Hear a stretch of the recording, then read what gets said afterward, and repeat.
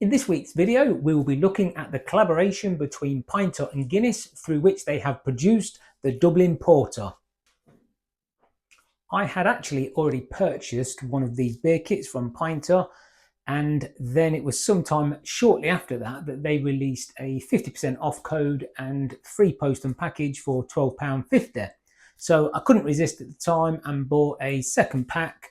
So the idea being that the first pack, which is the one that I'm looking at today, we will run it through standard brewing technique, just follow the Pinter usual method, and we'll see what we think of it. We'll make a judgment on whether we like it or not.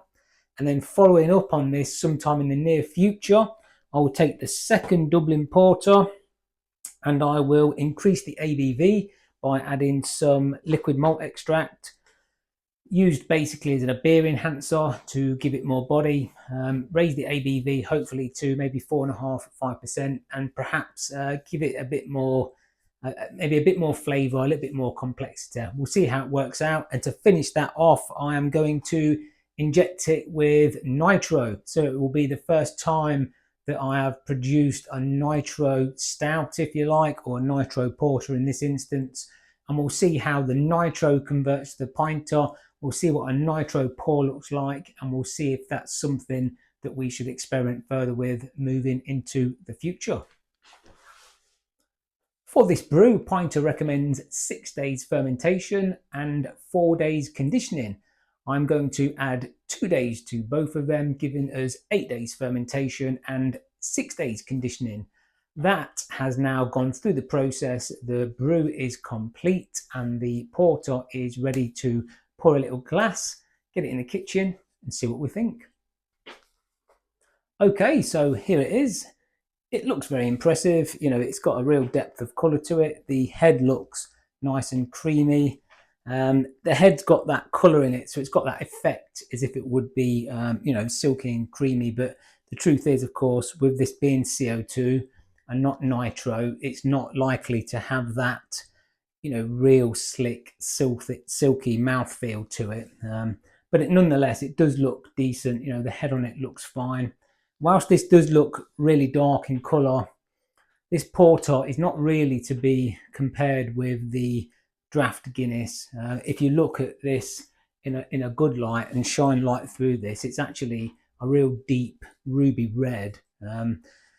I'll be honest, it's actually got quite a similarity to the Irish red ale that I'd done, you know, some time back. So it's not really something that we can judge against the regular Guinness draft, you know, because it's not supposed to be that. So nonetheless, anyway, we'll get on to taste it for what it is and we'll see what we think. You know, it looks fine. It smells fine. You know, there's not too much going on there. There's perhaps a slight sort of like subtle undertone of like fruitiness, but that's about it really. It's not nice and fresh, but nothing too much in the terms of the smell. So we'll go for the taste.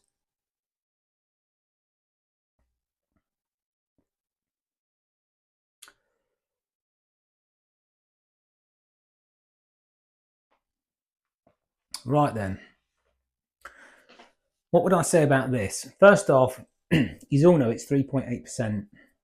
Now I'm wondering if the reason why they done that is maybe it's tradition, maybe it was in its day, maybe there was a traditional recipe, Guinness Porter, and it was 3.8% or quite a low ABV. I'm not sure why, you know, I'm just guessing.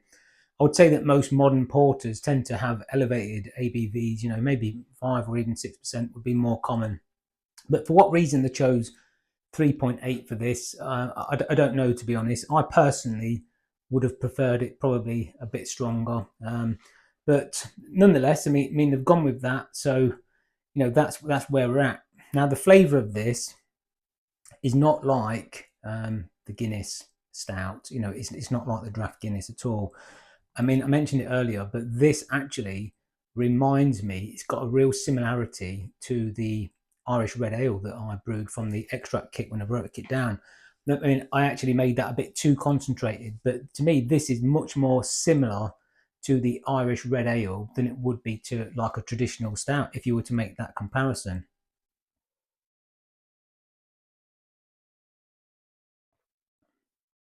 I'll be honest, it does taste fizzer. It's definitely not silky. It's not silky smooth in any way. You know, I think it would be better if we could get a good nitro. When I do the experiment on the next one, if we could get a good nitro pour on this, I think that silkiness would definitely lend itself well to it. I think it's lacking body. You know, to me it tastes very thin. You know, it doesn't really taste like a luxurious porter, or you know, it's not like the luxurious stouts where it's literally like, you know, drinking silk. So for that, it kind of falls short in my mind. This type of porter, this is probably just my own preference here. So you know, you perhaps can't judge the drink on this too much, but for me, it's underwhelming, to be honest. There's not that much going for it. I would say that the deep, maybe sort of like a deep fruity undertone of maybe plum or that type of thing. This is, just to give you a comparison, which is not a good comparison, but that mulled wine type sort of deep. It's not a vibrant fruitiness. It's a deep, dank fruitiness. You know, I don't particularly like that style of beer, to be honest. In a porter, that deep fruitiness, it's not something I like. You know, I mentioned this with the Irish red ale. That's not really my kind of drink. I don't love it. So if you like this style of drink, you might say, yeah, okay, I really enjoyed it. And it wouldn't surprise me if some of you guys out there do really like this. But for me personally, you know, I think it falls short, to be honest. I'm a little bit disappointed. I mean, I'll be honest, from my opinion, there was kind of a big furore made about this. Pinter were giving packs away and giving pints away and trying to encourage people to promote it and brew it and all that. And everybody was raving, saying it's amazing. But I'll be honest, if you took the Guinness name away from this, if you took the branding off this and Pinter just put this on their menu, I don't think people would be raving about it at all, to be honest. I don't think people would be queuing up to buy this, you know, and I don't think it'd be rushing off the shelves and selling out. So I think Pinter should thank Guinness that they've probably put the stamp on this, you know, just to shift them, just to get rid of them. But there you go anyway. So, you know, the summary of this, you know, the big question, and this tends to be how I summarize all these sort of like little quick views now, and that is, you know, would I buy it again? You know, would I spend my money and buy it again? I got this on my 20% subscription discount, so I paid £19.99, call it 20 quid. The regular price is £24.99, but even looking at my subscription price, let's use that as the basis. Would I buy it again? And on that, the verdict for this is, I don't think this is going to surprise anybody, but no, I wouldn't. I wouldn't. You know, even at 20 quid, I wouldn't buy that. I wouldn't buy that again myself. I think it's okay. It's a little bit underwhelming. I don't think it's amazing, to be honest. If it didn't have, you know, the Guinness association with it, I don't think I'd look at it twice.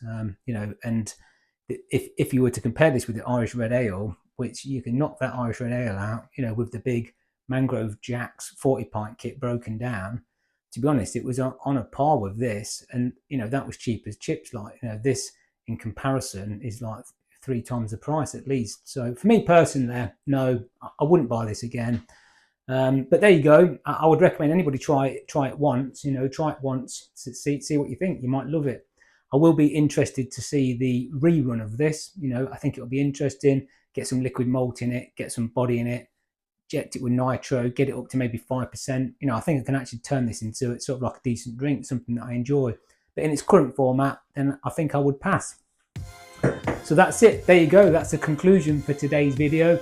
Fairly short and sweet. I hope you enjoyed it. Thanks for watching, and I will catch you on the next one. Cheers.